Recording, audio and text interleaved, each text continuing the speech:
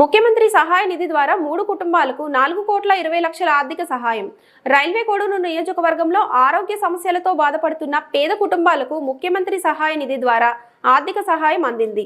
ఓబులవారిపల్లె, పెనగాలూరు మండలాలకు చెందిన 3 లబ్ధిదారులకు కలిపి 4,05,576 మంజూరైంది. ఈ చెక్కులకు రైల్వే కోడూరు ఎమ్మెల్యే అరవ శ్రీధర్, టీడీపీ ఇన్ఛార్జ్ ముక్కా రూపానందరెడ్డి కుమారుడు ముక్కా సాయి వికాస్ రెడ్డి బాధితుల నివాసాలకు వెళ్లి స్వయంగా అందజేశారు. ఈ సందర్భంగా సాయి వికాస్ రెడ్డి మాట్లాడుతూ, ప్రభుత్వం ఆరోగ్యమే మహాభాగ్యం అనే నినాదంతో ప్రతి పేద కుటుంబానికి అండగా నిలుస్తోందని అన్నారు. ఎమ్మెల్యే అరవ శ్రీధర్ కూడా ముఖ్యమంత్రి సహాయ నిధి లాంటి పథకాలు ప్రజలకు ఎంతో ఉపశమనం కలిగిస్తున్నాయని తెలిపారు. ఈ కార్యక్రమంలో ఎన్డీఏ నేతలు, స్థానికులు పాల్గొన్నారు.